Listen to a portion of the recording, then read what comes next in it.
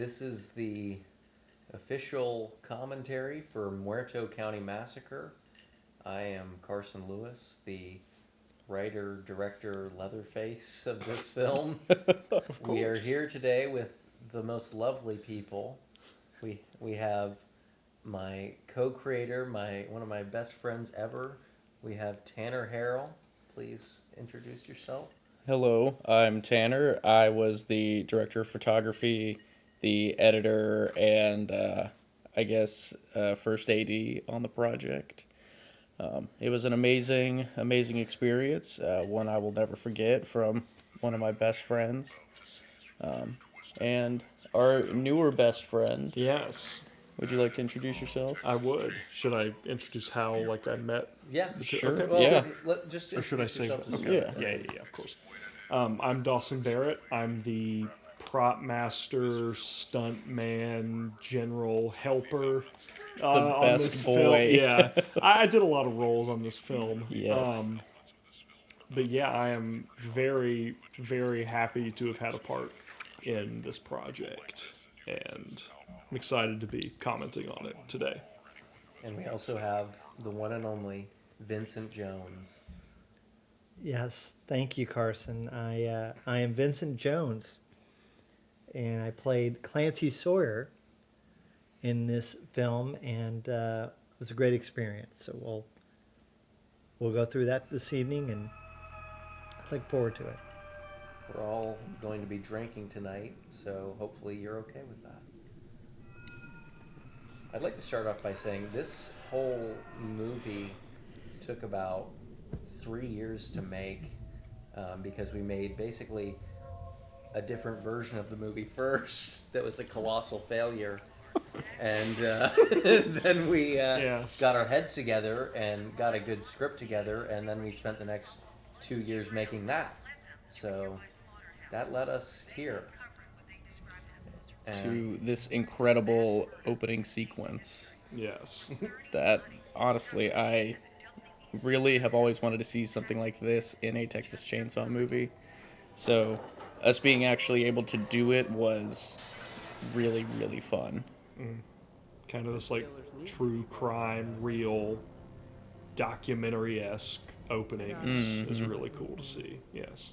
Well, it's kind of like the 03 opening, but it's just more analog, Yes. more just weird and just crazy. Just kind of, I don't know, you get little seeds here of everything that's to come, but you don't really know what you're looking at. And you kind of figure that out throughout the course of the film. There it is. We couldn't decide on whether we wanted red or black and red. So we did both. We did Yeah, both. and I'm so glad we did because it looks fantastic. Oh, boy. Oh, There yes. It is.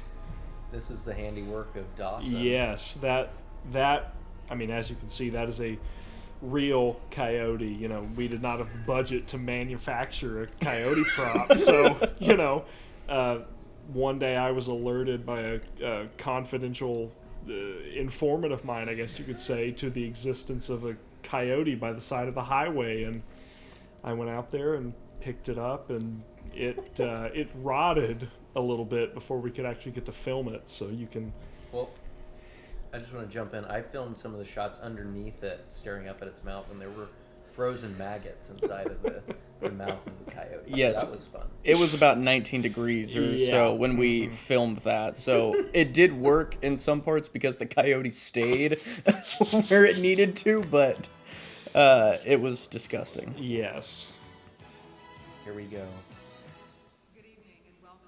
Tanner filming some of the best news footage we could ever do. I was not here for this, or was I? No, it's the later news stuff I wasn't here for. Yes, us three were there for this. It was Yeah. us and then her. Yes, That was Tammy pretty much Arender, she is a real newscaster, but she is also an actress. She was in, what was it, The Town That Dreaded Sundown remake. She was in The Nice Guys. She's been in Twilight, the last one. But yeah, she was really great and a great sport on it. She did a great job.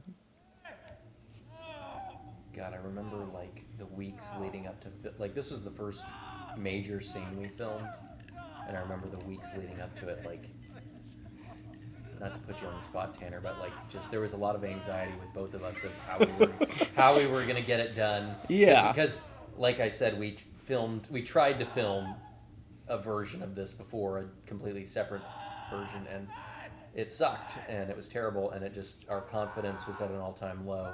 So coming in here and filming this scene was huge. This put us on the right track. Yes, 1,000%, bud.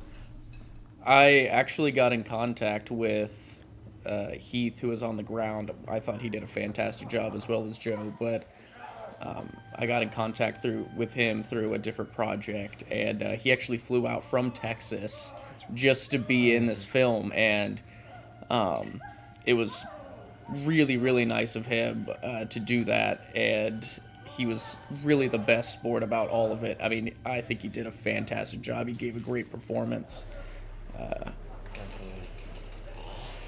And here we go, the beautiful... Thank God for Joe. Yes. Because this is a live chainsaw. Basically, everything we did was with a live chainsaw. Yeah.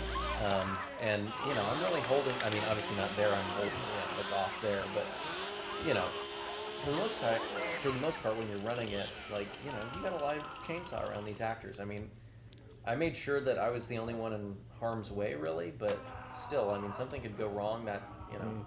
Well, that chain flies off and snaps someone in the fucking stomach, you're fucked. okay, well, you know, maybe not that. It's possible. But for the most part, I will say that the chainsaw usage, the live chainsaw usage, was kept to a bare minimum, and mainly for this scene with one shot. It was not a continuous run around with the chainsaw. Yes, I'm sorry. I set a bad precedent there. Also, I'm sure everybody can see it, but that chainsaw sitting to the right of the frame is an actual Poland 245A chainsaw that's in my possession, and the camera seen earlier is it's the same model used in the original film. I'm forgetting the exact brand, but we kind of littered little Easter eggs to mainly the original, but also to other films in the franchise throughout this kind of workbench area. And here's our first hint that we're going to be getting a Leatherface that has different personalities, like he does in the original and maybe one other film. But for the most part, they've kind of abandoned that idea, and that's a damn shame. It's really unfortunate. I do want to... I'll connect it back, or try to, but the face skinning, I wanted to say, I thought looked amazing. I was skeptical on how we were going to be able to do it, but Carson had a great idea, and it was that shot, that angle, with the blood and everything. I think it turned out fantastic. I just wanted to add that in there. But yes, cutting off Joe's face and wearing it, and he just being a trooper. I'm your girlfriend now. I mean, yeah. I think it really is a testament to the necessary creativity of low-budget films like this to get effective shots. I mean, you have to use camera angles and certain unorthodox...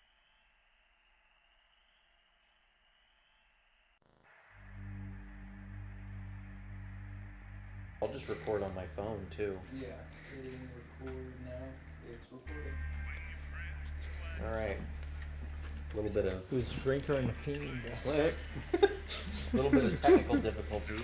Yes. But anyway, here we are at the graveyard scene. Dawson, you and I did this at like 1 a.m. Yes, it was quite late.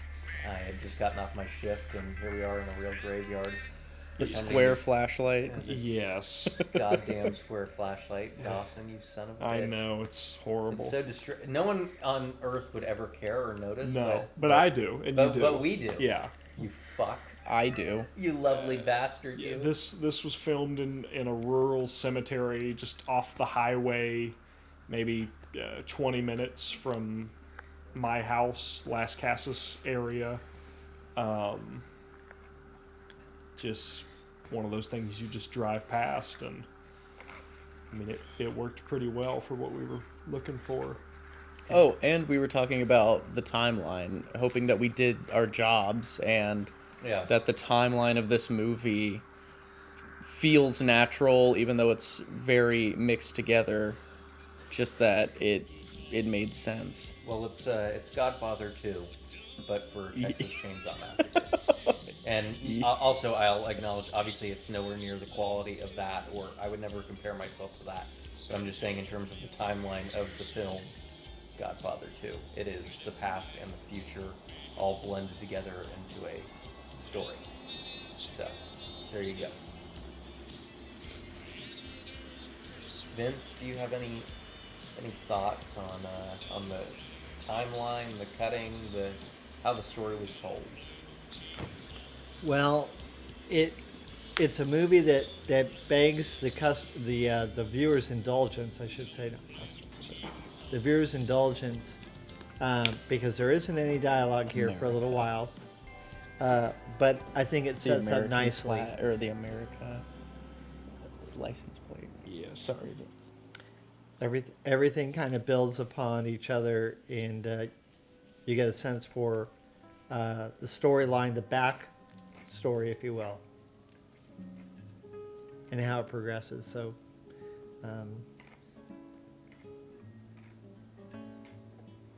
Here we are at the shrine. Kenny's been. Oh shit! I don't know if I should say that. Well, Leatherface has been. yeah. collecting Well, it's been bones. said now. We'll Yeah. discuss more of the shrine later Yes, when we get into of that, course. but there is much to talk about there. Also, this theme by Dylan Smith, and also his wonderful girlfriend Mia Morris, as well as Julia Smith, the other sound designer, that's incorrect. score. The score maker. The score makers. Yeah, there it is. We've been drinking.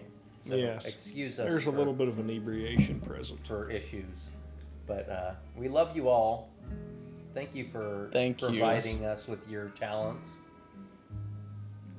Here, so he's been robbing graves all night, and now he's at a grave. Who knows who it is, but it's clearly on the property, Yes. and he's showing respect. Now, if I recall correctly, the bones on the graves, was that my idea, or? I'm not sure. I would claim that, but I don't know for sure. I feel like I definitely had an idea for the skull on the Yes.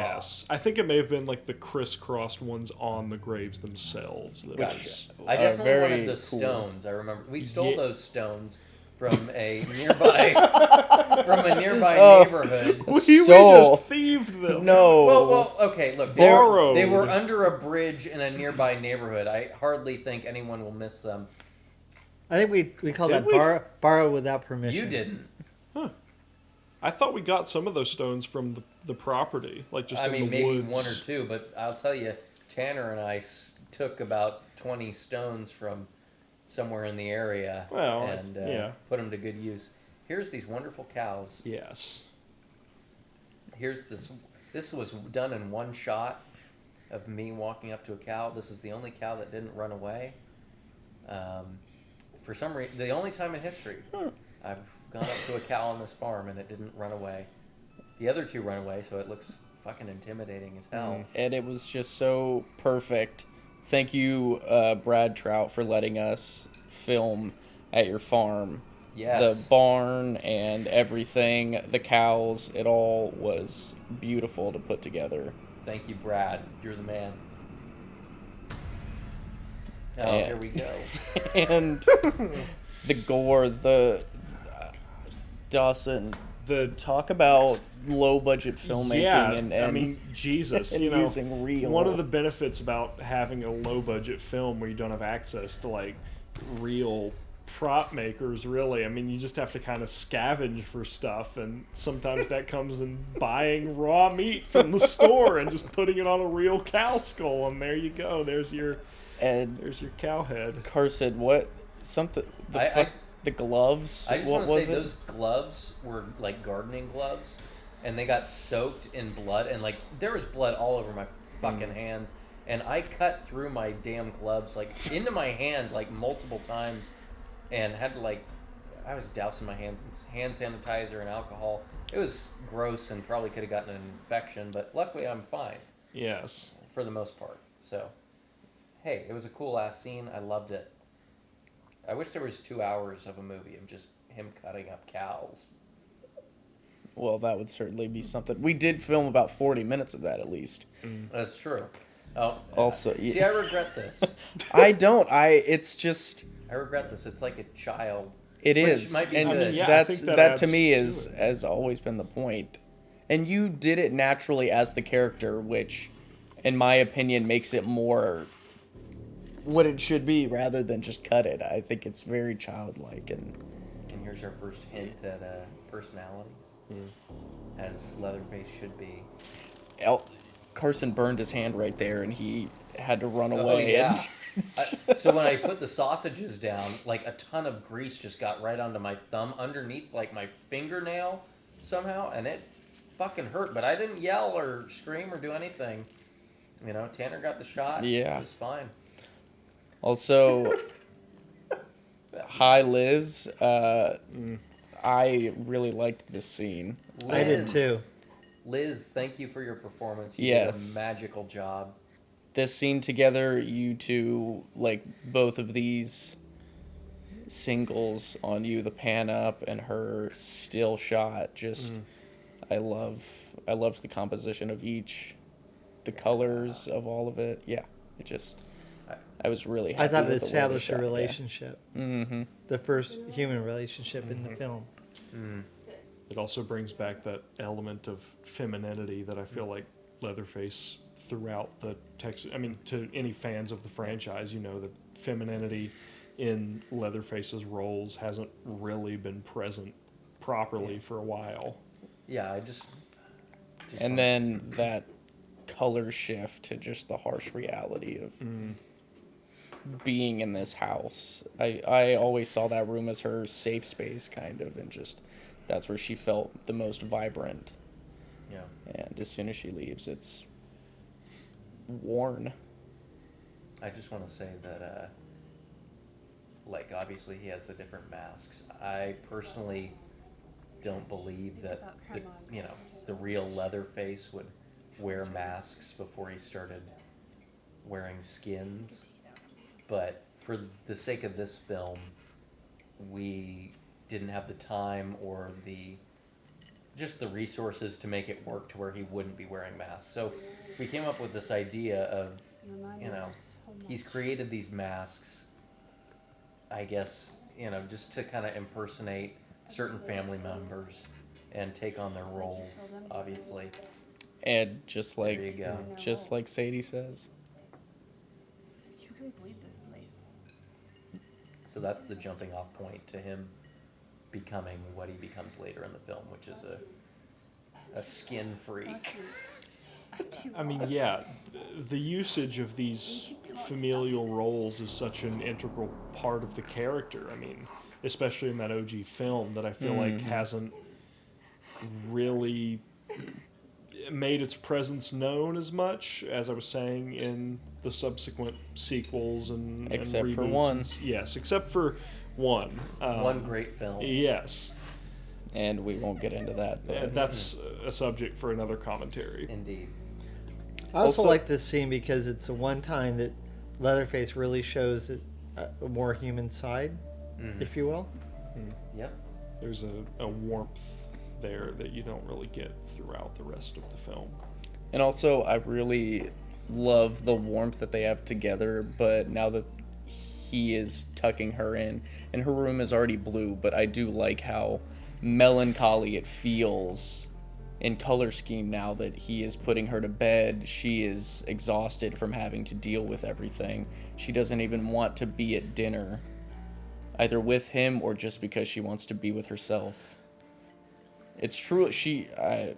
I think Sadie is a very tragic character, and the fact that she tries to leave her room and it just haunts her is sad.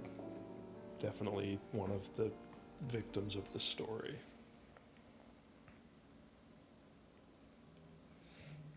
And this was something that I was very happy with the way it turned out. Being able to editing this movie was a privilege, and doing it like this was something that I have always wanted to do. I love analog horror. I love that style of filmmaking, Blair Witch, Poughkeepsie tapes. It all just feels so dirty and real and raw, and being able to add something like this into it was really, really fun. Now, originally, this was going to be the opening scene. Yes, and there she goes. Now again, with the low budget filmmaking, I mean that was just a dummy that we filled with blood and Well, meat thankfully and, that was fake. Well, yeah, we didn't actually shoot a woman, of course. But that was a real. Here's David. Yes. Yes. David Santiago, You're a king, man. the patriarch of the family, and also Jackson Barra for playing Little Leatherface. Honestly, fantastic. It was a whole lot of fun to be out there and do that with him. He's been a good friend to us for a long time, and he was a part of an earlier project, so bringing him back was a lot of fun. And these shots are some of my favorite in the movie. I loved the coloring on them. I loved everything.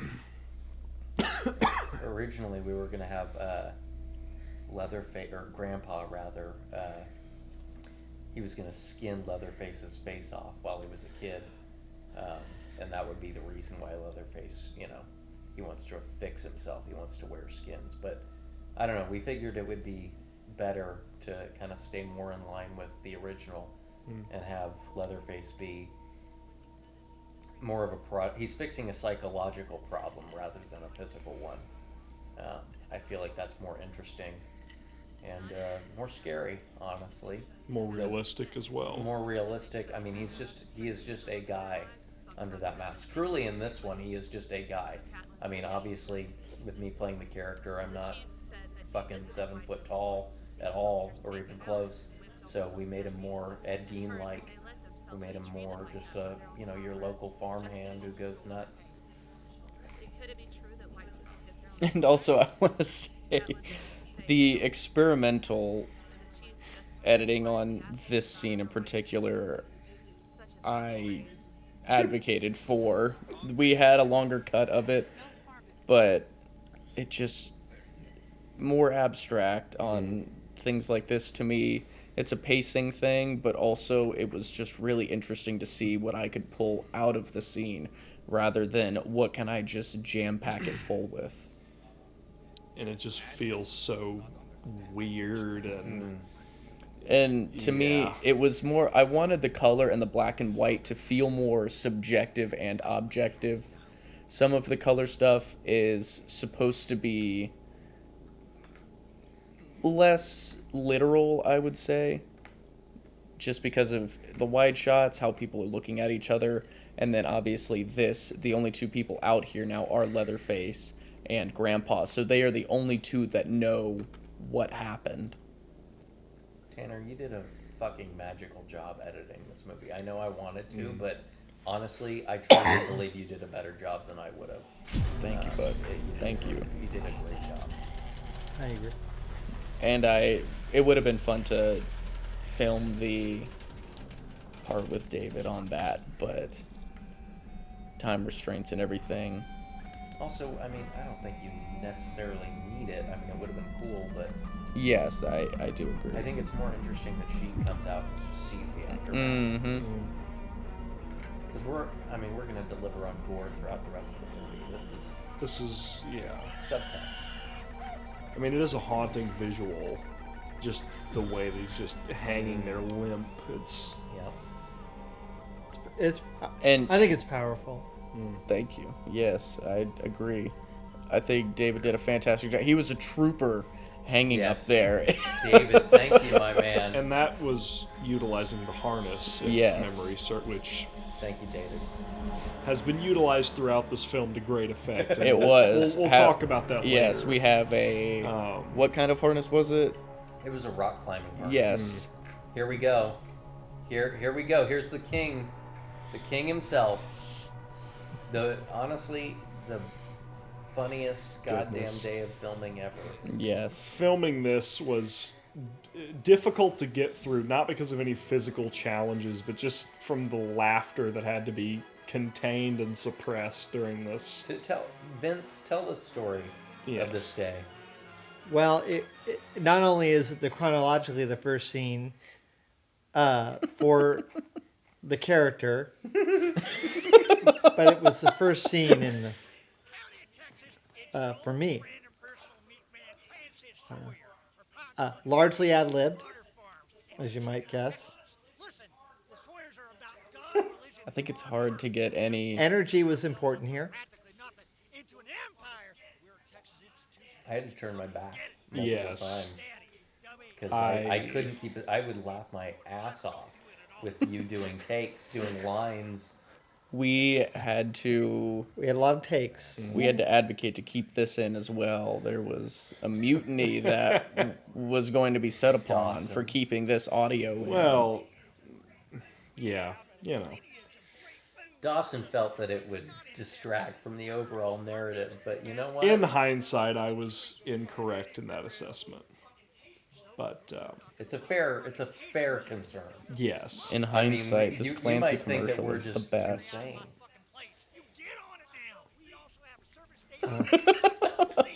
The Texaco. Yes, The Cohen thank you. Texaco. Thank you to the owners of the Cohen Texaco. Yes. Or for the Cowan. Cowan. We call it Cohen in this to give it Yes. some differentiation.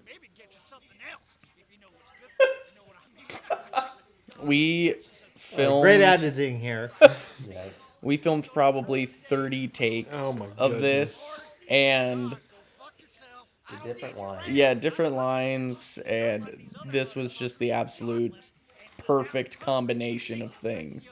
I'm expecting you. We love you, but you better come strong.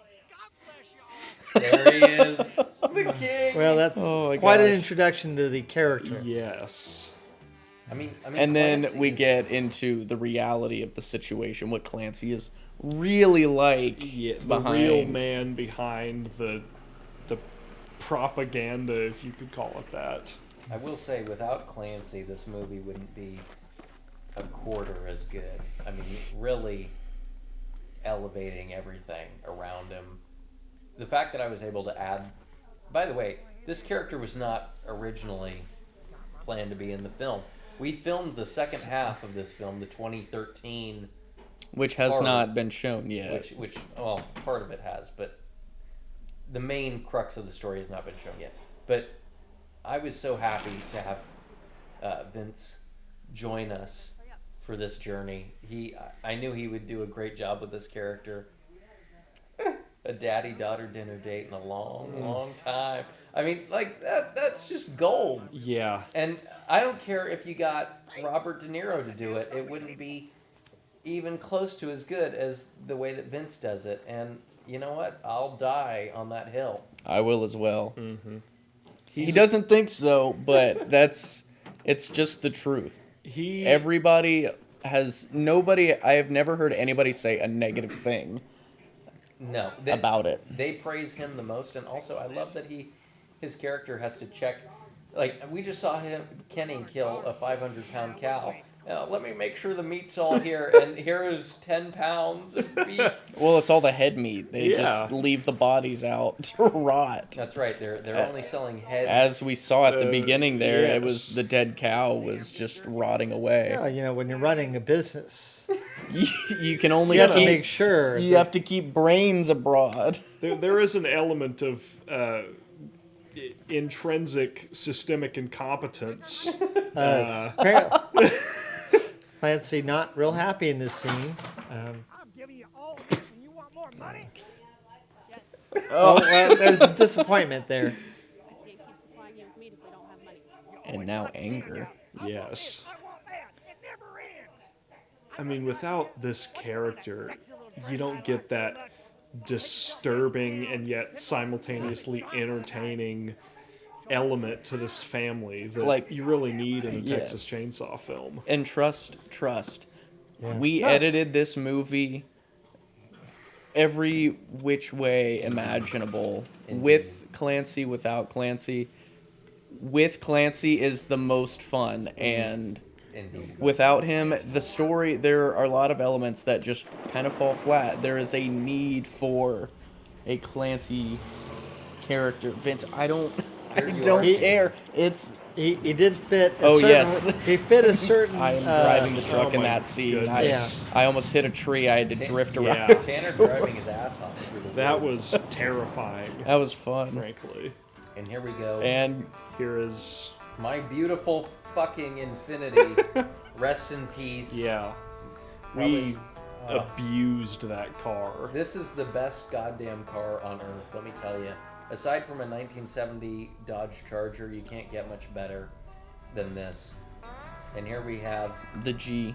Sophia Douglas's character, Elaine, coming into the movie, full force. And Cohen. Entering Cohen. the town. And Cohen is a blank slate on the outskirts. It's beautiful in the interior of the town, but that street in particular I loved, and as well as the safety follows wisdom sign. But oh my goodness. I thought it added to the southern I wanted to take hospitality. This, sorry, I wanted to take this shot out. I was like, That one. I'm sorry, everyone. I didn't get it. That's fine. I wanted to go straight to the Texaco. I wanted to get right to the business. And also the way that this is color graded. Yes, It's so beautiful job. saturated and colorful and just... A genuine point, and anybody who has contention about it, I totally get it. I understand. Look, I'm right there with you on any other movie, but when we were doing this scene, we tried a lot of different color grading, and I found a way to have this weird red and blue vintage 3D sort of outline. And I really, really liked that, and I loved it for this scene. It feels otherworldly, kind of, or like you've just stepped into a new realm. And I didn't want to overuse it. We only do it for this scene. But to me, this was a normal person's entrance into what will kind of be a neon-soaked nightmare by the end of the movie. So that was something I really liked, and was happy that that I was able to keep that in the movie. The sky is so blue, it looks beautiful. I loved it. Remember when we wanted to CGI a desert behind him? We had Yeah. this dumb idea that it would be hilarious if there was just a desert behind him. But we didn't have any resources to do that, No. so we didn't do it. But it was a funny thought. Taking a little inspiration from Texas Chainsaw 3. Yes, Yes. of course. Yes. There's a lot. If you pay attention with a keen eye, there is references to every single movie in this Yes. movie. Also, this is a I love letter to that franchise. I just want to say, Mason, thank you so much for coming out and being a part of the project. Yes. Zeke is a disgusting, nasty character, and you portrayed him fantastically. So thank you for being. Oh, the tobacco in the teeth. There was so many little details that we were able to get that were just perfect. Most of them unplanned. I don't think we had him put the tobacco in his teeth. No, you did that, Mason. It just happened. Thank you, Mason. You kicked ass on this. Very happy with your performance. And there was a lot of stuff that we had to cut around in this scene just because of audio troubles and stuff like that. So A car. yes, Yeah. it was a little jumbled, but we tried our best, and we loved both of them in the scene, so we didn't want to cut it. It is what it is. Yeah. There's certain parts of this movie that are a little rough, but that's what comes with no budget filmmaking, and you're able to spend the money elsewhere where you really need it. You know, this being small town Tennessee, you'd think it would be pretty conducive to filmmaking, but there were cars going back and forth every minute. Yes, Like, it was and trains. ridiculous. Yeah, A train trains. would run through Goodness the middle gracious. of town, right Trains. behind where we were filming. Apparently, Cowan is a great big stop for trains. And if you look behind Zeke, there is a train track that goes right there. And about every 15 minutes or so, every day we filmed here, a goddamn train would come through, blaring its horn, ruining our day. And It was just- not that. It was that consistent, but look, it was a workaround. We did what we had to do, and honestly, all around, I think we had a great time And here we doing go. it. Well, he was my son, and yeah. and Yes. I want to say that He was your son. right before the scene here. Of course. Here he comes. Here comes the king of Texas. And the switch up in the music. I'm sorry, just Julius did this. Amazing. Good job, Julie. Amazing. Yes. And also the switch in the color. I mean, Yes. this is much more just like real. Drier. Yeah. My character's a little disagreeable. I love Well. that Zeke looks 8 feet tall all of a sudden. Like, it just looks so... Also, some of the framing on this, I definitely would have liked to have done better. But when you're filming out there, that gas station, you have to get your shots and go. Because, like we Yeah. said, 15 minutes and you're running into another train. So, but I'm very happy with what we got out of here. I mean, we did what we had to do. And Sybil, hi, love you. Thank you so much for being out here.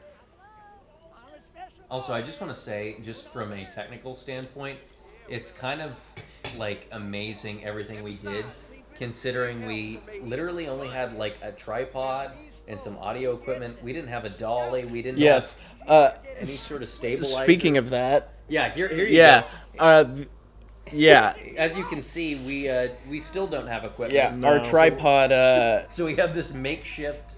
Yes, the bolt on our tripod stand for our audio mic is missing right now, so it's on a one-legger because it won't hold on anything else. So this is what we've had to do, but we make it work. Ingenuity is truly the name of the game in this film. I mean, It's crazy. And Clancy with his first on-screen victim. Yeah. Yes. Now, we did shoot him attacking her, but I think it's much more creepy Yes. that it just cuts to nothing. We found it to be a little ridiculous, but just the way he grabbed her in that scene that we filmed. But I love that he's kidnapping people in broad daylight. yeah. This is a man, and here we go. Here's our cut back. Yes. To this 2013. This was a very early filmed scene.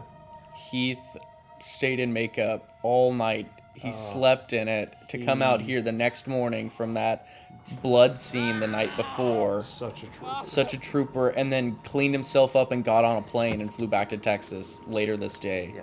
Thank you, What a Heath. guy. Thank you so much. Just the dedication of the people that worked on this film. Yes. I mean, it's incredible. And also, we haven't even said anything yet, but our sound guy, Harry, who was out here on this day, every day. Hell yeah. We had an air mattress on the fucking street out there, and goddamn. Thank you, road. Sophia. Grabbed you by the throat, picked you up, and threw you onto it for this awesome stunt. It's awesome. Great job. Here we go. Here's the kill. Here I replicate Evil Dead Rise with the chainsaw. Rise Yes. up and down. No one probably knows that because I'm just revealing it here, but yep.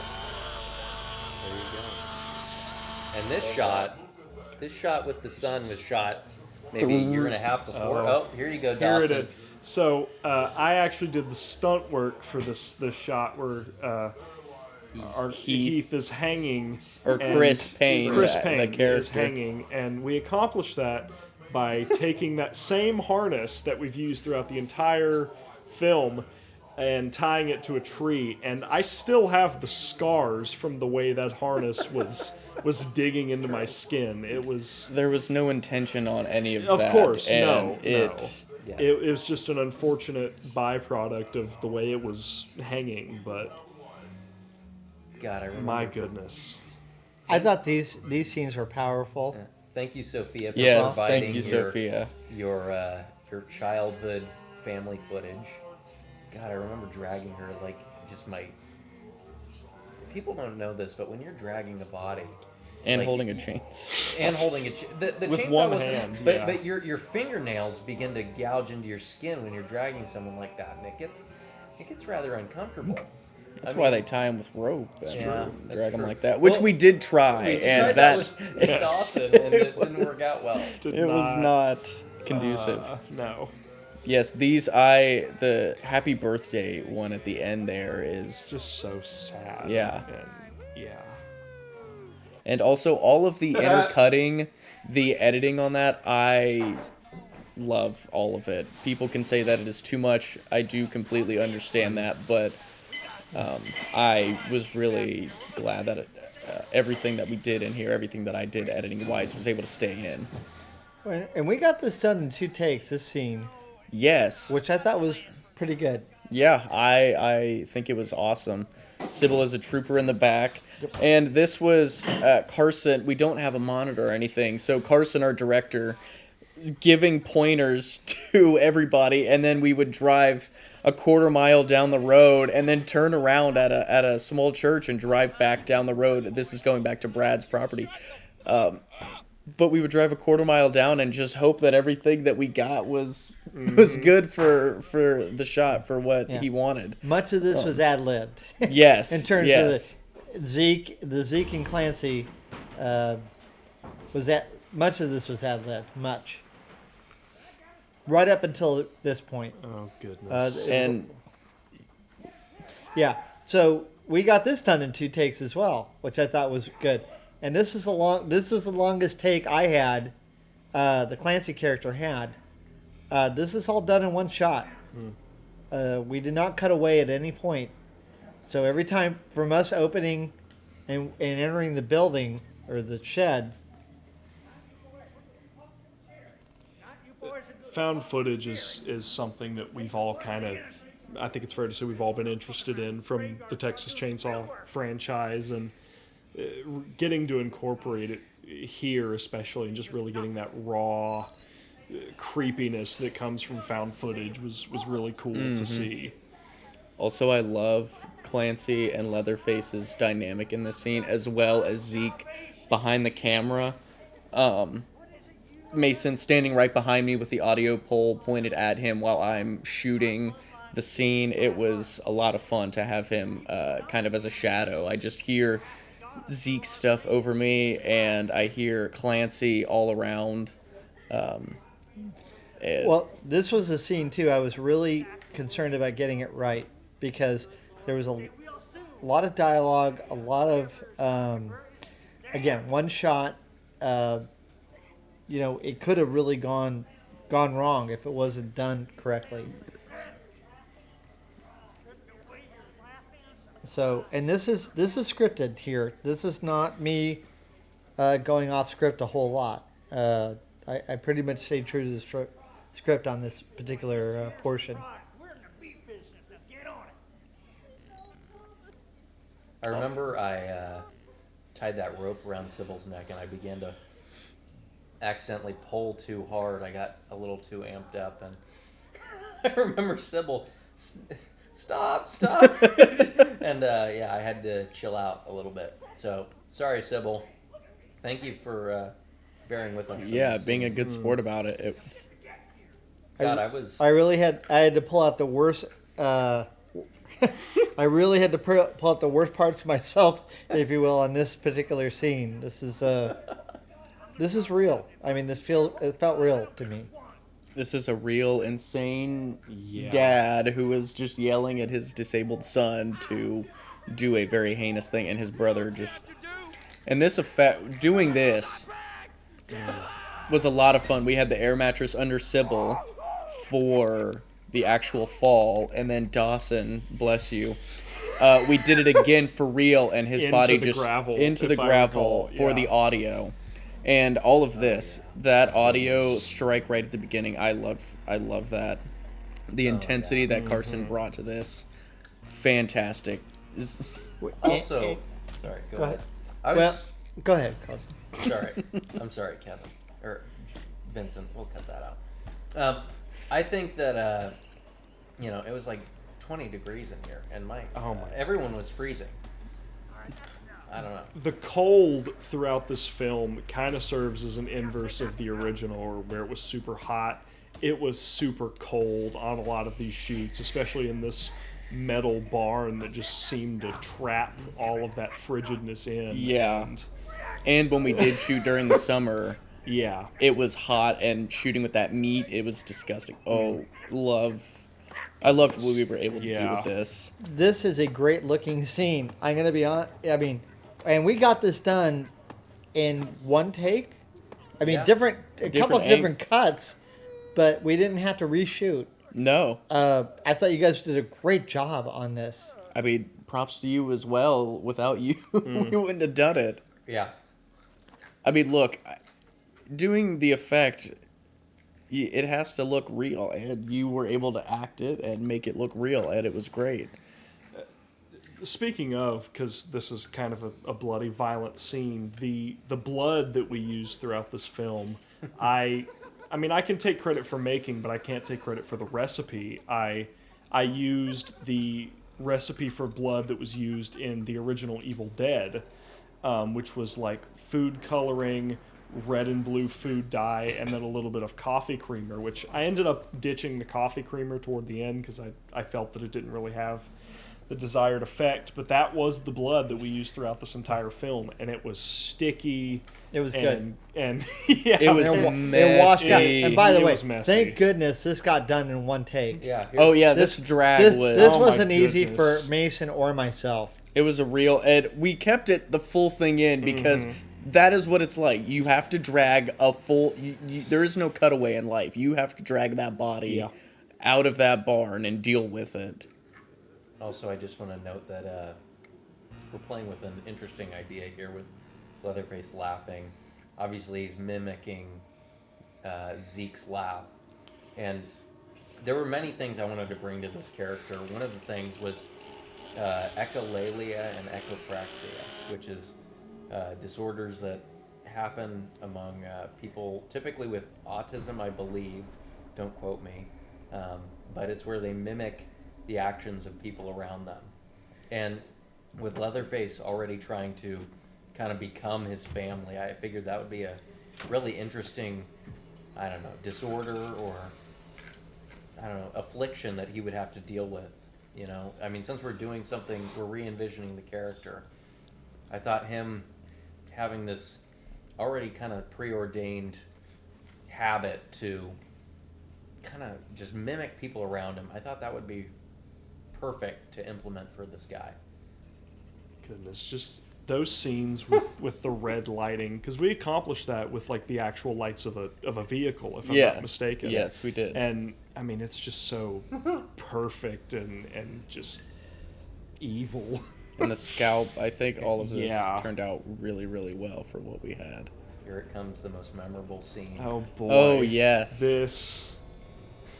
I mean, I don't think anyone on Earth was ready for this in No, the no. premiere room. How could you have anticipated And this was a night before release. editing decision? Yes. Yeah. And it was perfect. It doesn't matter what anybody says. There had been discourse about whether to include it or not, but ultimately, I mean, it not only does it produce a bit of humor, but it's just so disturbing and I unexpected. think it was a favorite among most of the movie watchers. Yeah. It's levity, but only if you can understand the depravity in it. Yeah, because, I mean, you know. Hey, listen, to my future kids out there, you get to see my ass. So, congratulations. And, God, I really did a number on Ethel here. You know, I just railed the shit out of her. Is this the first instance of necrophilia in the entire franchise? Probably. Yeah, it is. I mean, we never... I mean, We broke new established. ground. Yeah. We did. it's I mean, that true. was the point of making this. Yeah. That was the point of making this. We wanted to break new ground. We wanted to see things in the TCM franchise that we loved, the idea of that we never actually got to see. So anyone, look, this film was made. Anyone that actually does, look, we hope it happens, but I don't. It's a 0.001% chance that we ever make anything that's canon in the TCM franchise. But if anyone out there who does sees this, please feel free to steal from us. Yeah. Yes. That's why this was made. Go ahead, use all this stuff that we've made available to you, and If you like these ideas, please implement them. The point of something like this is not that we are going to be able to make money off of it or that we can sell this as a proof of concept for anything. We made this as a love letter to the franchise. And we wanted to make something beautiful and terrifying and weird and strange. Give life to characters that, since the original and the remakes, I would say, has kind of been a little lifeless or soulless. We wanted to bring the soul back to Texas Chainsaw. Low budget filmmaking, I'll say this. actually. And I love that It's funny. transition. It's funny. I remember this day, and I remember you asking me, "Well, what shots do you want?" And I was just like, "I don't care. just shoot her getting out there. I don't give a shit." I was so fed up this day. Just go ahead, do what you want, and that's fine. And And that nasty dead cow-ridden pond. Yes, it was filthy. Gross. all I know about that pond is everyone told me not to get in it in any form or fashion. And that was on Brad's property. Yes. Thank you, though, Brad. And then we transition onto my property. Yeah, which I love this little cut through. I love how the trees towards the back go into a triangle. I always loved the little pyramid shape. And this audio, sorry, bud. No, go ahead. The audio cue that hits the big beat cut. That is one of the really only regrets I have about the editing on this right there. It just, the barn is there as sort of a transition, a period through, and that's on Dawson's property. Yes, that barn is, I'm surprised it hasn't fallen down, truthfully. I mean, it is so broken and disheveled, and but it works for what we were going for. This deer. Oh my Oh, god! This deer, you jammed an axe into this dead deer you This found. deer, similar to the coyote, was also found just by a road, dead, and it also rotted over the course of from acquiring it to actually filming, as you can see. I mean, it looks like its face has been ripped off, which kind of works, honestly. I mean, it adds. It was grotesque. That was one of the worst smelling things I have ever had wafted into my nose. That I grew up hunting. I've been around dead animals before. There was something different about that deer. Yeah, I mean, I had stored it in an old house that we'll see later. Maybe that's but I mean, maggots had pretty well done their job with that animal. But I love this entrance. I love the pyramid at the trees going through the barn into this. It's this super weird lair into hell. Which this sequence she's about to enter, the shrine, as it came to be known, was originally in a different location, which I had been instructed to assemble it in a group of trees, and so I had assembled it. I don't know, 100 yards back maybe, and then we actually needed to be in the woods, so I ended up dragging all of the pallets and the bones into this. Oh, you didn't ask enough questions before apparently assembling. Yeah, well, you know. Well, look, I thank you so much for your work. Yes, and Dawson, also I just wanted to point out all of the animals and stuff that were hung up and all the bones. That is all real. Yes. And Yes. And For the here most we part. are.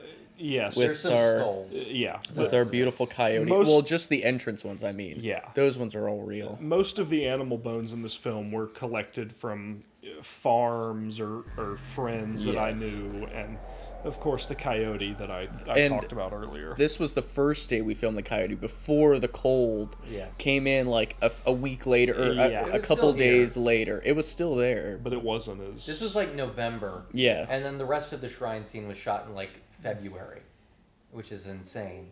I will say, Tanner, you and I went out there alone without Dawson one day, and we were like setting up some things and digging like the holes for these Yes. sticks to be in. And Yeah. Dawson, you found there was this dead cat on the side of the road that was in this shrine. It wasn't on the side of the... It was... A friend of mine had found a dead stray cat who had Okay. just died on his family farm. It was like, hey, you want Okay. this animal? And I was like, yeah, sure. Okay. And so, then, yes. So that was there, and one day we went to set everything up, and Tanner and I were both digging holes and stuff to set all this up, and I started gagging from the smell. Something in me knew it was the dead cat. I don't know what it was. I could just get this flow of scent from this dead cat, and I started like just dry heaving almost, right where Sadie's standing. Yes. Also, I want to say this is another part I hope we did our jobs on who is sitting in the chair. It is, should we, I mean, is Yeah, it fine? say it. It's Grandpa that is Leatherface at some point dug his body up and brought him here. Yes. In between the time of the previous whatever the prequel stuff to now. Yes. Even though this is the prequel stuff. Yes, the Before prequel yes, stuff. the Yes. pre-prequel stuff. I mean, the problem with a story like this is a whole season of a show condensed into one movie, and we Into- just yeah. didn't have the resources to do it, but we wanted to show what we had. Yeah. And god damn it, we did everything we fucking could to put it on screen, and Also, here it is. this is I love this shot, but that wide shot of her running, that's also one of my other things that I regret. I wish moving forward I would like to do a little more dynamic with some of that stuff. I would like to get up behind and shoot the feet and do stuff like that, but Here's the rotary film. yes. Yes. Here she is. Fellow. Who's there? We did I played around with this scene a lot, and the colors dimming on that, everything at this house is dying at this moment. I really wanted to try and get that across. It's funny because the shrine stuff was shot in February, but this was shot in like April, and it was hot as fuck Yeah. in this room. Yeah. We could barely breathe, and it's just crazy how it all fits together so well. Yeah. Also, all of this stuff I loved doing. More of these just... Weird red. You know, I mean, red's my favorite color, so you gotta... I'm just sitting here over your shoulder, just more red. And I'm fine with that. I love experimental stuff like that in movies. I love when directors and editors really just kind of dive into their own style and really just narrate their story the way that they want to, instead of with a conventional storytelling device or, plot 3-act script. Can I just tell this story real quick of this shooting this? It was about 19 degrees out, and Tanner and I never have fights except on occasion, and Oh, so this and- this is just another occasion. And on this occasion, me and Liz playing Sadie. I picked her up. We were all ready for the scene, ready to bring her into the shrine, and Tanner wanted the audio, and we had to get after he told me to pick her up, and I had her over my shoulder. We're both freezing our fucking asses off, and god damn it, as soon as he says action, oh wait, roll the audio, and Dawson over here running audio because we didn't have Harry that day. I got a little frustrated, I will say, and I apologize, but god damn it, it was fucking cold, and I would have really appreciated if we just forego the audio on this scene because we didn't need it. We had this goddamn soundtrack and it's beautiful. And I knew it was going to be a soundtrack. Just trust me a little here. I did. I just. Let me. You get the audio. I know it was. In the future, if I say like DEFCON 4, no audio, just trust me that we don't need the audio. Got it. I love you, bud. Love you too. Also, this and was filmed much later, the and score, the editing. Yes. I think the score in this movie, throughout the movie, and I'll include this scene, but all the scenes, I thought was really on point. I really thought you guys did a great job with the music, with the music, which a lot of movies don't do right. So that's my take on it. You guys did a great job on that. Thank you. Thank you. Thank you, Vince. This particular music is very intro to Cannibal Holocaust. Yes. That was the inspiration. And thank you, Dylan. Yes. of Dylan course. is literally. I gotta say, I've known Dylan for a long time now. I would say that he's family to me, and he is so phenomenally talented. I mean, he's a. You all right? Yeah. He is a traveling musician. Him and his girlfriend Mia, they are both extremely talented. Dylan took time out of his work life to do pretty much like 85-90% of the score, or Yes. I would say 85. A lot of the score. I don't want to take away from Julius. But No, he did Julius a lot. did it amazing. Dylan did a lot of work on this. Yes. And thank you, Dylan. Things were really well done and tied the whole movie together. Yes. And the score was a huge factor. Yes. I think it's important to all films, certainly to this film, and I think it enhanced the film immensely. And here we get the... So, for the most part, all of quote-unquote Chapter 1 is with the bars around it to make it look like a retro film. And then here they pull back to reveal we're now entering Chapter 2. And, god damn it, this scene... I'm sorry, I just want to go into a rant about this scene for a moment. This is the most important scene in the film, because it's Leatherface becoming himself. And god damn it, I love this character so much. He is my favorite character of all time. And I hope on some fucking level I did justice to him. Because this is him losing his humanity. This is him becoming, whatever, the icon, the force that he becomes. And also I want to say that scream was done by Dawson. I did Yes. some crazy screams, some downright insane screams, and Dawson came in and did that. And it was the right level. It was perfect. Yes. Also, yes. So we will get into this much later. Don T. Booker is a character we love, played by Dawson. This is Brad Trout, the owner of the property. Thank you very much, Brad. Everybody in here, thank you so much for letting SJ. us use. Thank you, SJ. Camille Sanderson. Yes, the self-help book. Hi, Mom. Oh, hi, Mom. Thank you, Tanner's mom. Yes. It was a blessing to have her in there. Again, more shots.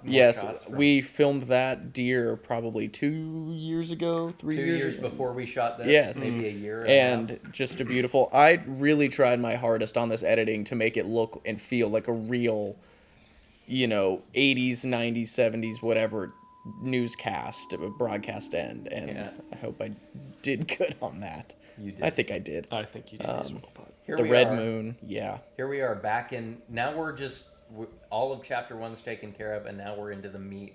Yes. Here's the shit. Here's what you've been waiting for. Filmed before chapter 1. Filmed before. Yes. Filmed about a year Yes. before Yes. chapter 1 There was was completed. a hiatus. I love the. You know what? Anybody who says that saturation or whatever, turning it up makes a film look fake or whatever. Oh, those who want to yeah. talk about the realism that looks good on movies and stuff nowadays, it's fine. I get it. I like my movies looking colorful. I love that more than any sort of silver on Just it. that dead mouse and the. So I just want to say, we didn't end up using any copyrighted music on this, obviously. Yeah. But we did have Frank Sinatra's Welcome to My World in this opening scene, and we showed a lot more of the barn and everything that was in it. And I gotta say, that there's something about that was absolutely beautiful. And I don't know, I don't wish that it was in the film, but there's something about that captured the truth of this scenario. And I loved it. I did as well. But at least for us, using all non-copyrighted music was Yes. I think it was a big plus. Indeed. And also some of the faces provided by Dawson as well. Well, not just me, but yes. Also, do you want to talk about the dinner, like Yeah, the making all yeah, of the props absolutely. and stuff? My God, look! So I mean, all of those props were just they were things that I had brought to the set after I had seen a poster with, I believe it was a QR code. There was a QR code on just college campus. And I had seen it just out of the blue randomly one day. I was like, you know what? I love TCM, and I would love the chance to work on a TCM fan film. And so I emailed these two guys, and I was like, hey, I have all these fucking bones and random props. Would you like to see them? Would you like to use them? And, you know, one thing led to another, and I brought all these props out here, and I mean, the rest is history. Yeah. And now you're one of our best friends. yeah. Yeah, damn straight. Welcome to our world, Dawson. Yeah. Oh, that moth. Yes. Yeah, my God. There was that damn moth that landed in the blood. Also, would you like to give props to the people who did the skeletons? My beautiful, the best goddamn person in my whole world, my mother. Thank you for doing these skeletons. I don't know what she spray painted them gray. She did all this detail on them. She covered them in cobwebs and shit and made them these goddamn Party City skeletons. She made them look fucking actually disturbing as shit. And I don't think anyone normal would notice how fake they are, but goddamn it, they look real as shit. Yeah. I love them. Also, that is one of my favorite shots in the movie. That's why we use it for certain stuff. I mean, God, that to me Just is him holding yes. the, That to me that is one of the big. That is like the epitome of Leatherface. And that The mask. yes, I mean, that mask my- specifically holding the corpse. That was made by High Def I want to FX. give a shout Yeah, out to everyone involved. absolutely. High Def FX, Shoggoth Assembly, you made the main mask. Oh God, I'm sure the two on the. the two. Oh my God, Addison Morer. Yes. Addison, yes. thank you very much for all these masks. If you made a mask for this movie and I forgot to mention you, Yes. I apologize, but thank you for your work. You did an amazing job. All these masks I fucking love. Thank you very much. Also, I just wanted to say the masks on the lamp are the Kemper Yes. mask from From 2003. 03, yes. And the one on the left there, for those who don't know, is actually from one of these two's favorite TCM movie. Damn straight. The Return. Let me be very clear. The Return. I'm not a Next Gen fan. I'm a Return fan. Kim Henkel's superior cut Damn of straight. TCM4. It is. But also on that, Zeke's outfit, I cannot remember. Is he wearing it in this as well? The flannel. Yeah. Yeah. Yeah. This outfit is an homage to W.E. Slaughter from Return. Played by Joe Joe Stevens. Stevens. Yes. We wanted to add a lot into this as well. Yes. If you are a true Texas Chainsaw diehard, as we are. yes, as we are, there is a lot to appreciate Yes. with these little references that only Three people that. would Yeah. Yeah, it's very niche. Also, I wanted to talk about the makeup a little bit on Sophia. She did her own makeup for the most part, but as well, my beautiful, lovely girlfriend was also on set for some of this. She is actually, her name is Shelby Trout. She is the daughter of Brad, whose property this is. And she was on set pretty much every day, whether or not just checking in on production, making food inside for catering, stuff like that. I mean, she was always just there to help. Love She you, did Shelby. Yes, love you, Shelby. Love you. She did the makeup for Leatherface at certain points of the movie as well. And she also did the Heath blood, the special effects on Heath's head and everything. And I think that looks Yes. phenomenal. Can I So, just thank you. Can I just jump in real quick? As a director, I don't know. There was a lot more to this scene, but in particular for Leatherface, there is a laugh that he had in the original cut, and for some reason, I don't know. I'm sure it is completely my fault. For some reason, I cut it. I totally regret that decision, and god damn it, he should have a laugh because it was fucking terrifying in my opinion. It was creepy great, as and shit. and for whatever reason, I think Zeke, one of Zeke's lines that we may have cut, led right into the laugh, and I just don't think it fit, but we cut it anyway. It was a pacing thing. There was a lot that built up, but it was like we were on this high note and then it ramps down for so long before it picks back up again. It's not that anything, like, there's just certain things that you find great in it, and you're like, okay, we can keep that and have the scene still feel intact, and that's what we had to do sometimes. Well, it is what it is. There And we go. this, Zeke, oof, God, here, hang on. TCM3 reference. Alfredo, Yes. Yes. in case anyone's curious. But we filmed a few lines, and there were a lot that were yes. super extreme that we all came up with. It was just That was a tame version. yes, it was a very tame. But that one, it was tame, but I think it just hits the hardest. It's not out there. Also, I love the disappearing into the darkness. Also, with this whole dinner scene, I just want to say, we had a lot of hard shoot days. This was probably the hardest. I think we finished... we shot this dinner scene for maybe like 3 nights in a row, and every night we were at least up till 4 a.m.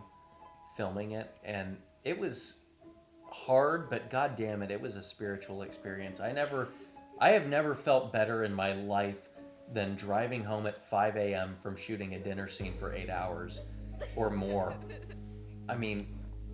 It was a magical time, and there's nothing in my life that I would that I would trade for it. It was the best goddamn time I've ever had.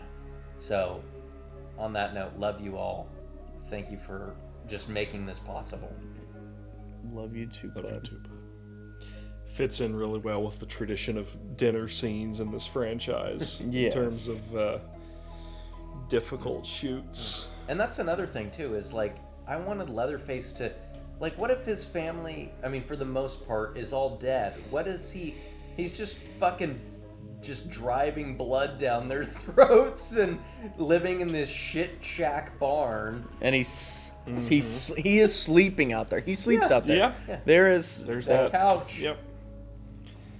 And in case anyone didn't get maybe the subtext, he is clearly prettying her up for some sort of something that he plans to do when he gets back from putting Mama away. Some horrific yeah, act. clearly he plans to do something with her. So, you can just figure out what he might want to do. We took a little, like I said, we took inspiration from many different things in this franchise, and perhaps TCM3 is a good reference if you know what we're talking about. An underappreciated film, truly. Absolutely. R.A. Mihailoff, if in the 0.00001% chance you ever see this, I fucking love you, man. You killed it. You did a great job. Well, hey, we could tell him. You did. Yeah, we'll tell him in June. Yep. It's Scarefest.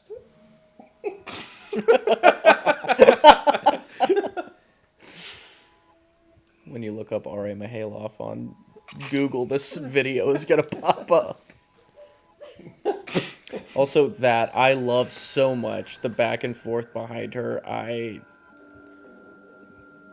thought that was super creepy. Also, I just want to say, Sophia, you did a great job in this scene. Yeah. I felt we did. I don't know. I felt like we made this really fucking creepy together. And just the lipstick and the weird shit. Just, I don't know.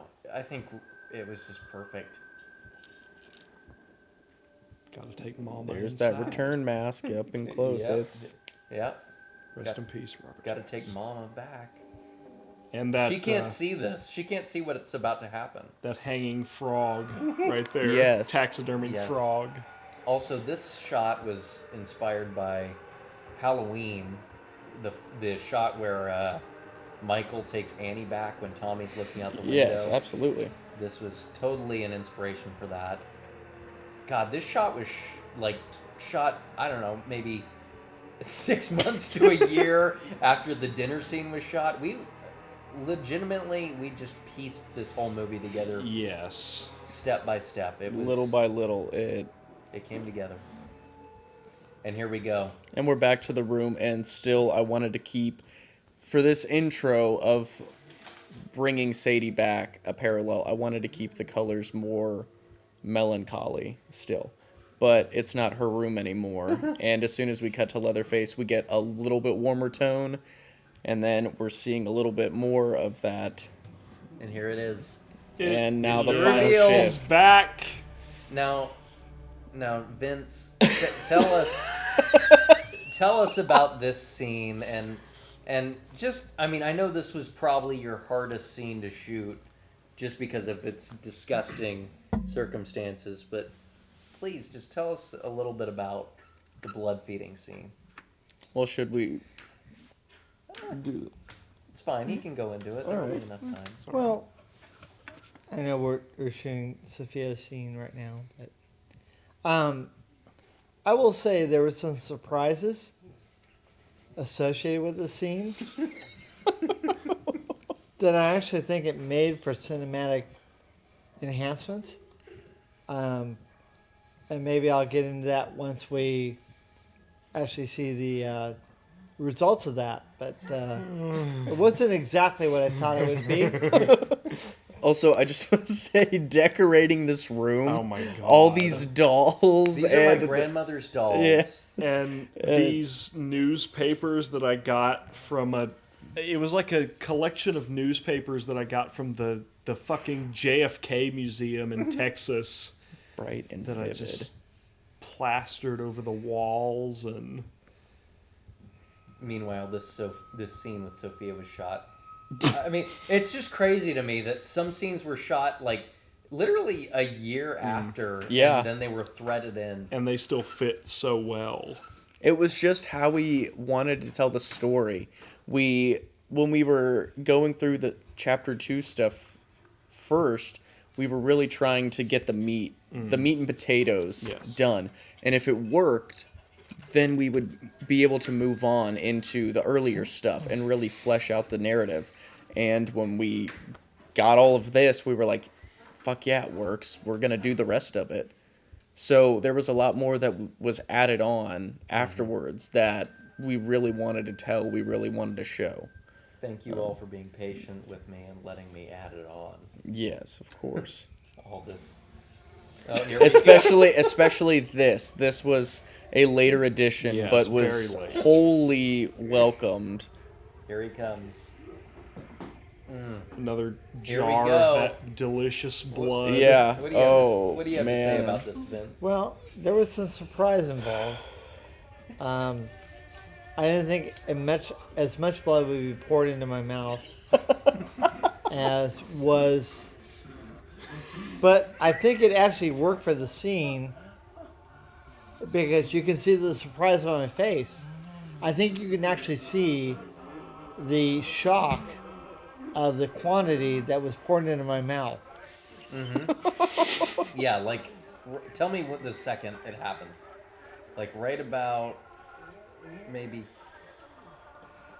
I did it. Maybe. Oh, yeah, Wait right for there. it, wait Yeah. for it. Widening of the eyes. Yeah. There was a point there. Like, and then here's where it goes full force. There is like, there's the moment where you There was a point around the 15-second mark where I thought, oh, this is something different. This is not what I expected. So, and that look on my face was not that, there wasn't a lot of acting there. I really was shocked. I'm sorry, Vince, but you know, for a scene like this, I just decided to go all in. Yeah. Yeah. No, Well, it- not all in because I did want it to be more disgusting, but There was. It was we don't have to get into Okay, yeah. it specifics. was pretty but, disgusting. but In terms of the blood feeding, the blood feeding was disgusting, but I thought Clancy should be a little dirtier. Yes. and here she goes. Yes, and Into off the into dark. the night. yeah. Do you remember these nights of filming out? This was This was some of the best. No fucking shit. Well, of course you remember, but I was out there running. I can never erase We were- that. this was some of the funnest It was nights of filming Goodness. It was fantastic. Making your first feature is just one of those experiences, no matter what it is. Here even we though go. we did this, yeah, it's ever. Tanner here. also here's yeah. This here- is Carson and I out here alone just to make sure nobody else legitimately got hurt. We shot like probably a night of just stuff in this barn of just me and Tanner figuring out stuff we might need. Yeah, two nights we did. Yeah, there it is. For 8 hours, we spent out there shooting random B-roll and shit. And that mirror break, that was a real mirror. Yep. Carson and I, we were the only ones out there. We wanted nobody else to get hurt by any glass. And yeah, he Shattered just that. did it, and it was fucking great. And then he took off into the woods, and Should I I shattered that motherfucker. should I talk about the tiki torches now, or should I wait? Oh. You can, but Okay. real quick, I just want to say, originally we did not have, like, originally I find her, Yes. and yes. the chase scene was a lot closer together. Yes. Luckily, we have common sense and realized that wouldn't fucking work, so we separated it out. So originally, the plan was for her to get found by Leatherface here and killed in the field, and we had this dummy that we had decided to use because she was originally going to get beheaded right here in the field. this is the stuff that extended all of this Yes. in place of. Yes, and we had originally intended for a pair of tiki torches to be used to place into the ground and, maybe flail the arms a little bit. Well, those tiki torches did not work. There's the sparks. Real sparks, by the way, from the chainsaw. Me yelling my ass off. By the way, I just want to make a note. The red flannel, Grandpa wears that earlier in the film. All the clothes probably were worn by someone else in the film at a certain point, and that was kind of to show who he's replicating, who he's trying to impersonate, who he's trying to be. And I think we did a decent job. I doubt anyone would notice it, but it was a cool little detail. Well, I hope people did, because also the red flannel that's been a staple of this Leatherface conception. His Leatherface conception since the beginning, 3 years ago. It was just such a natural fit for... Well, I mean, I think that originates from kind of the inspiration. I mean, Ed Gein. yes. Definitely wanted to make him more Ed Gein. Now, why he's bald, obviously I'm bald in real life, but, maybe he shaves his head to make the skin closer to his scalp. Maybe he's just, some product of incest and can't grow hair. You know, Well, who knows? Little Leatherface does have, Yeah, Well, that's true. yeah, Yeah. that's true. But it could, I mean, fall. The point is, there's no real definitive answer on to that, and these we did. There was questions, no point in doing that. It's more fun look, as a myth. if I could go back and change some things, I would have covered my full head, and I also wouldn't have shown any dates. But this is the way things are. So, And I do think that again, there were a lot more dates, and we yes, took them back. we did. There it is, the red. I love that shot. Also, we did that just Black. because we could. I Yeah. thought it was great. And here we are back at the road. Yeah. So this was actually shot after both chapters were shot, like a year after not a year, but some time after everything was done, and we were all, to come back and shoot this was weird, but I think it worked out really well. Yeah, thank you, Sophia, for coming back Yeah, after absolutely. such a My long time God. away. We talked to her about the previous ending that we tried to do with her being found, and it just didn't work. So to be able to get her back out there to do this was fantastic.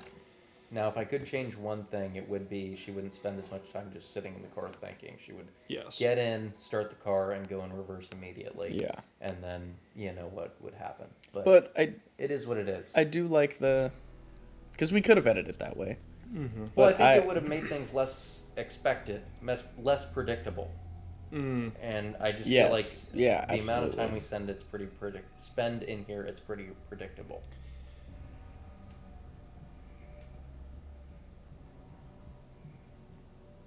What? But we built it of it. I do love. Yeah. Like yeah. I could see it both ways. I That's true. can absolutely see it both ways. But I love the knife. I love the music that Dylan did for this. I love the editing. It all just came together so perfectly Yes. in my Like, opinion. she's gonna go kill that son Yeah, of a bitch. like he could have Yeah. she could have just backed out, but there's just this time we get to spend in her mind now finally. for a very brief moment, but And this Here I come. this shot, that window breaking, that is obviously the actress wasn't in the car, but that is real glass Yes. that is being broken by the chainsaw, and Yep. that was accomplished by me on the top of the car, hanging off, holding the piece of glass while I broke it. yes, while you ran at the window with the saw. yeah. And The car yeah. that infinity Yeah. also wait. This head drop is one of my favorite things in the I movie. The way love the that. skin folds over itself. yes. Beautiful. And the way the blood sprays, Yes. and it's great, which we accomplished by poking a hole in a water bottle and just Yeah. I mean, it was Also, the Infinity was completely... The Infinity actually died completely about a few months after we filmed this, luckily. Yes. But it was, for the rest of the time, the upholstery was just covered in blood, and I was willing to do that. I was willing to do that for this film, and I think it was the right choice. Yes, it was. And My- the Davis family. yes. My Xterra gets a feature, as does my fiance and a few of our friends, as an unlucky band of Misfits. yeah misfits. Yeah. So originally we had a dance there, and it didn't quite work. But you know what? If in the very low chance that there ever is a sequel to this, I hope to God or the devil that I do get the chance to do a dance. Also, that I loved doing the editing like that. I thought it was so disturbing having her childhood videos while you hear her leg getting cut off and then just bloop, Yeah, and it's- she is skin and there's nothing left. I It mean, that is- poor girl is gone, and this Oh my face God, getting was this- so fun to film. This scene was filmed at about 3 a.m. and I had to fight my best fight ever to convince Tanner and Dawson to film it. And I mean, That I'm was glad a he rough did. night. It was rough. Yeah. It was. They That was a were rough they were night. not happy with me. I'll say We that. got to work early, and we had so much to do. That was such a physical day, and then to end on this. I mean, it was a great note, but yeah, I mean, he did fight us, and I'm glad he did because I knew it would work. God damn it! And we knew it would too. We I just stuck to my goddamn it was guns. Yes. fucking. It was cold It and was it was cold as late. shit. It was early in the morning. It was I wouldn't fold. No, you No, wouldn't. you wouldn't. I'm thankful that you didn't. And Here we go. Yep. Vince. So I don't know. I hope that they were able to hear it in the movie. I think it was a little low, but the police sirens coming in and the the implication here being it's time to go. I can't have Yeah. any. They're at the road. Yeah. They're We gotta gonna find burn the this son of a property. bitch. Now, what was this scene like, Vince? I mean, I know it was intense, but It was pretty laid back. was it worse than the blood feeding? It really wasn't, although you did throw some apple juice in, That's right. and that burned the eyes. So, not to the extent that when you poured the gasoline on me, there was some realism here as far as what the hell's in that thing. It's not just water. No, because it was a little bit of water with yellow food coloring, mostly and water. a little apple juice, And- yes. And There it then is. And the engulfment. It's We had to throw an entire roll Oh my of paper God. towels Yeah. that was lit in Well, what lighter was fluid happening is to make it. Carson was throwing matches in; it wasn't working. I goes, "Why don't you try to light up a paper towel and throw it in there?" And that seemed to be the magic elixir. Damn right. and that's the So same. that was helpful. And then Clancy burst into flames. Yeah, which is good. He's a vampire. That's the same dummy that we were originally using for the Elaine death scene, and a wheelchair that was bought from Goodwill that burst. That I mean, it's just gone. It is charred. And I was also watching. I was watching the scene from, I don't know, 40 feet away, and I could feel the heat. yeah. So I it can was- imagine what Carson was feeling at that time. It Oh, burnt. I love that. It burnt for sure, but it wasn't, I don't know. I think I was so into it, it didn't matter. There's some drool. The for you. drippings. Saliva is great. I really wanted to get that drool in there. And then The look after is so great. It's just this total content. I will say, in this fire pit, we burnt about, I don't know, maybe 60% of the props we didn't need afterwards. Yeah. Yes. And, if we get some sort of lung disease, that's why, because we sat right Yeah. next to that fire pit. This Burning as well. plastic and- God, I love that. The transition on that. It's just so great, beautiful. The yeah. full evolution and Here he time to is. go. It's He's leaving. what's in that bag? What's he got? Who- What's he taking Who with fucking him? knows? There's sandwiches in there. Mustard sandwiches. all his faces, all the things he needs. Yes. Also, Suzanne Alexander, thank you so much for doing this. She is another real news anchor. She's a rock star in the music interviewing scene, and she's fantastic. Thank you for being a part of this. I do want to state before we get too deep into this that the catering involved mainly sandwiches from the Yes. was it Publix? Publix. The Publix deli Yes. section. So about every weekend that we shot, and early in the morning, I'd go to Publix. I'd get a cooler. I'd fill it up with ice, Publix sandwiches, chips, beer, Barks root beer, and water. And God damn it, that sustained Oh us my through this God. whole shoot. Along with the Yes. craft food services truck that came in and fed all of us. We really appreciate that. Vince was able to get his private catering company to come Yes. out and make meals for us Craft- every day. Craft was really great. He wasn't out there all the time, so we did have to rely on those Publix sandwiches for a lot. But lobster tail and filet mignon. And apparently tender pork tenderloin from the Yellow Harvest Baptist Church. Of Yeah, course, yes. Of course. In the red look, I love I it. love it. And That's great. There he oh, is. there he Here is. I They had to am. blur the face out. Thank Poor- you, poor Dawson. Dawson has ligature marks on his Yeah. stomach from And- the- I will defend this till the day I die. is I a- think that's That hilarious is and so fucked up. creepy. And I love. Thank you, Dawson. God, dude, you did You such hanging. a good job. You Ugh. hanging as Heath, as Chris, whatever you want to call it. God, I was covered in that Yeah. sticky bullshit. I love This the is actually shots the we last got thing though. we It's filmed. It yeah, was. it It's was. Oh, here we go. Yeah, well, technically, this is the last thing we filmed, Yes, but yes. same day. This was a lot of fun. I liked this. We No, so originally Yeah. Leatherface jumps out and attacks this cop while That's he's right. filming, but we didn't include that because why would he still be there? There's no Yeah. reason Yeah. for why he would still be in this area. But God, it is disturbing as Ugh. hell. in the image maybe we could show it sometime, but yeah, it was very cool as a alternative take to it. And then it just goes back to the childhood. It's Yeah. so So depressing. shout out to Donnie. Donnie Meyer, previous owner of Franklin Skate Shop. That is actually how Carson and I met, was through skateboarding many years ago. And Matt, did you put air quotes up? I put a Oh.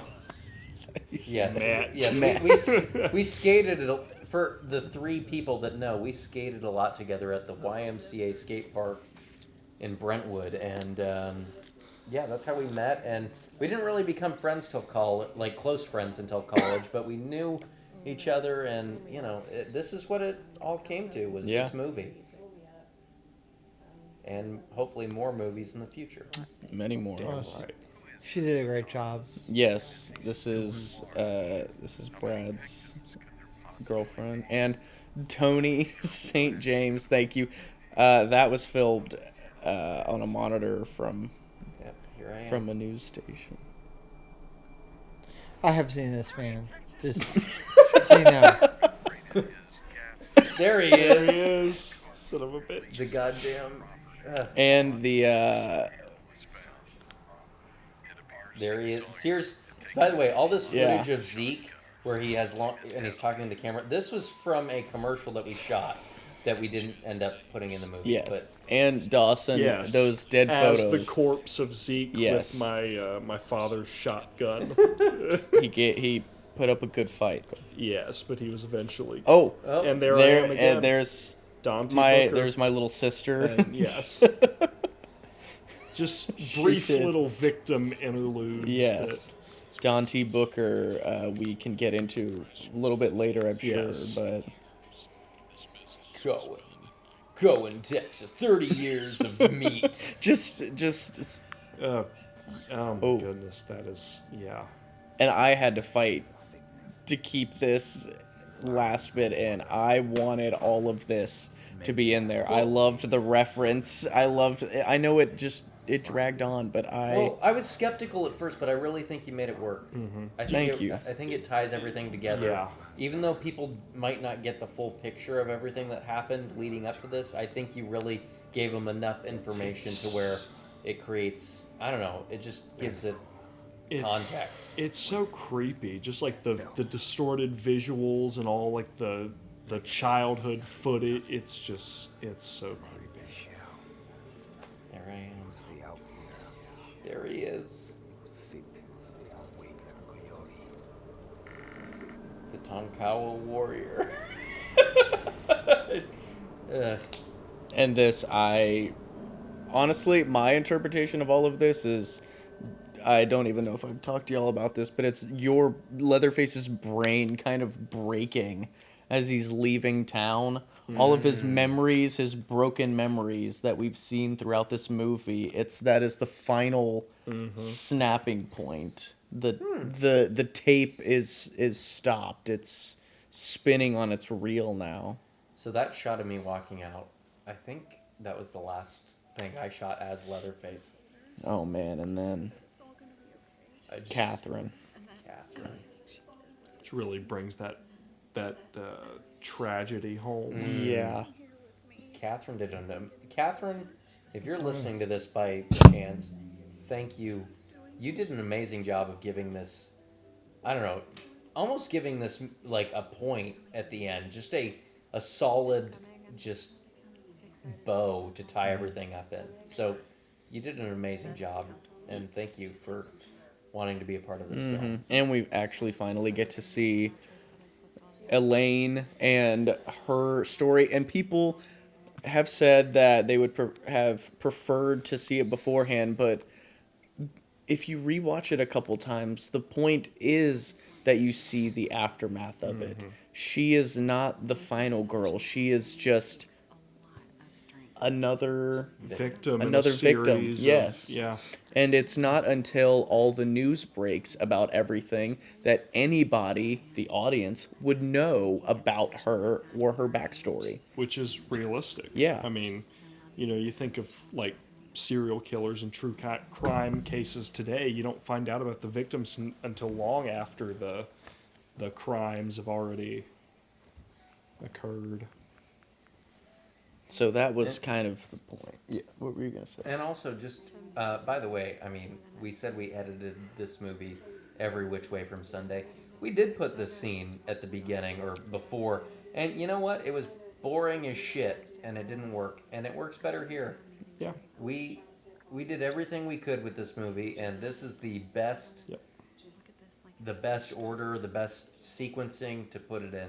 And including everything that we were going to keep. Yes. Everything that we wanted to keep in this movie, we kept. This was the one time that we were really going to get to make this statement with a fan film of any kind, I would say.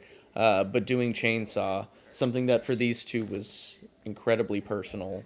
And I'm a lifelong horror fan, but Texas Chainsaw was something just a tad bit outside my repertoire. So getting brought on for this was really eye-opening. And being able to include stuff like this, which has never been included officially in any capacity in a Texas Chainsaw movie. Seeing the victimhood, that the outcome that happens. Yeah, because, I mean, in a lot of Texas Chainsaw films, a lot of the focus is on, oh, yeah, look at this guy with a chainsaw. Look how he butchers these kids. But you never really get to sit with the fact that, oh, these are people being horrifically treated by this killer and his family. And this is just in general, it brings a little bit of that true story aspect back to it. I mean, the original did it the best, but this really, I don't know, this brings the true story aspect back to it. This really happened. Here are the real victims. Here's what happened. Mm-hmm. And, God, just getting to see, like, actual not made for the film footage of the actors as children. Like, I think that really sells it as, like, holy shit, these were real people. God brought you to this point, and he's going to take you the rest of the way.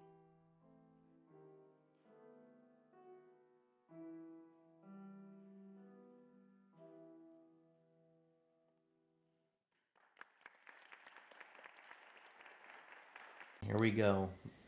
Honestly, this might be one of my favorite I love scenes in the movie. I love the green in it. It just feels so fresh and just the vibrant, way that- and There it is. Oh, God, Okay, that is... For the record, if I could go back, we didn't have it at the time. we did not have it at the time. We didn't know, But if I could go back, Joe Hawley at the very first scene, this would be her face, this would be her tits. I would have skinned those off. I would have worn this dress. I would have worn all this, the entire movie, aside from the prequel stuff.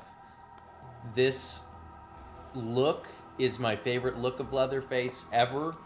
And god damn it, if there's ever a sequel in the 0.001% chance, something similar to this will be done. Yeah, because this is so reflective of the quote-unquote the source material. I mean, Ed Gein wearing there it is. women's That shot skin. is just... It's just so And here he unnerving. is.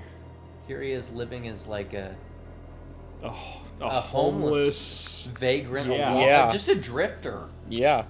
A skin-wearing drifter hiding out wherever he can find. Also, I just want to point out, if there's any misconception or about when this scene takes place, there is some time passed. This is not that blood on there is not supposed to be her blood from the night before. There is some other unseen event that has happened outside of this film that he is coming back from. Yes.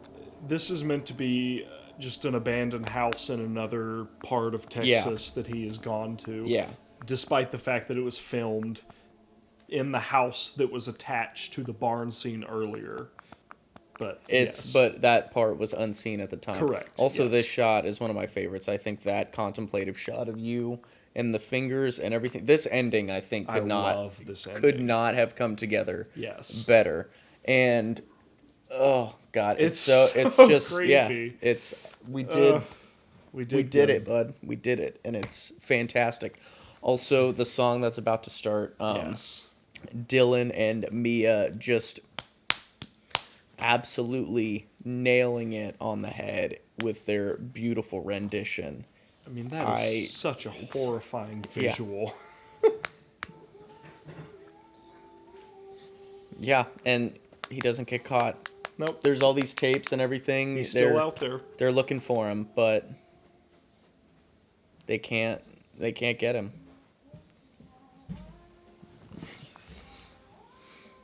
And there it is. Muerto County Massacre. Also, this end credit sequence was originally the opening title sequence, That's true. That is true, yes. and Carson edited a variation of the opening, and he sent it to me, and I was blown away. I was like, "Yep, that's the one. You nailed it. You knew exactly what you wanted to do, and you fucking brought it, and it was beautiful." And I wanted to keep this, so having it at the end, I think, really tied the whole story together. And I wanted to do stuff like that as well. I'm really glad this was kept because seeing this as the original opening, I fucking loved it, and I'm very glad that it was implemented. Also, there was a song, a different music composition by a friend of mine, Harrell. I've had that music for a long time, and I wanted to use it, but unfortunately I didn't get to. But this, I think, really encapsulates the entire movie. So, Beautiful VHS ending, analog horror-esque. and one more open for the guys who made it happen. The originals. Toby and Kim, thank you for creating this wonderful idea and making it a reality.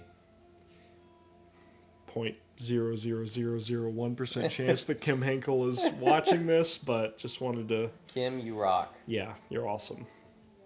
And it is kind of astounding how many people we got involved with this. Truly. Yeah. I mean, I don't know.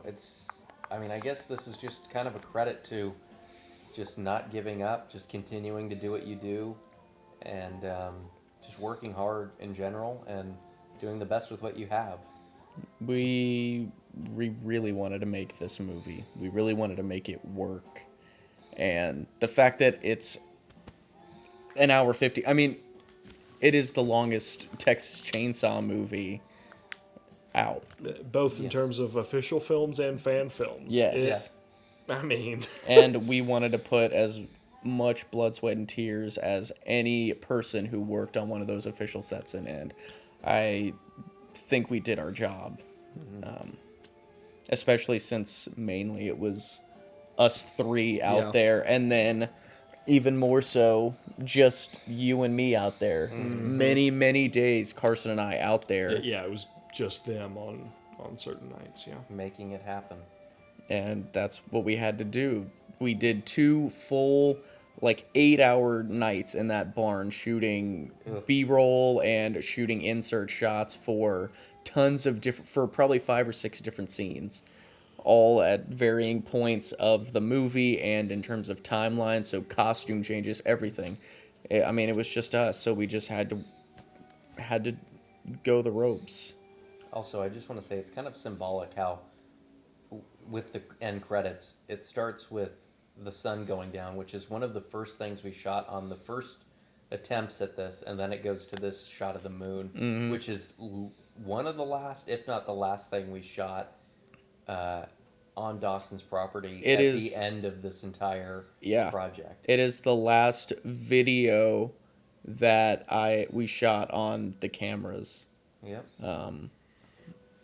actually rolling. I can't remember if I filmed the iPhone tapes stuff before or after that, but this was the last official shot, and then we did the photos Yes. of you. Yes.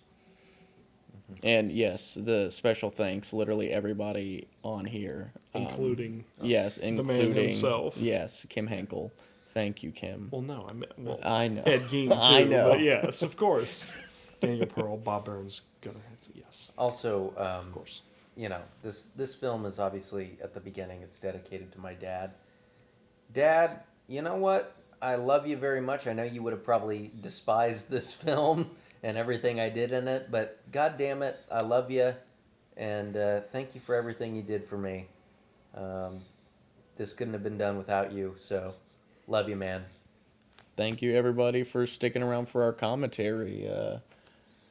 Yeah, say goodnight. Adios, amigos. Thank you for sticking with us. Adios.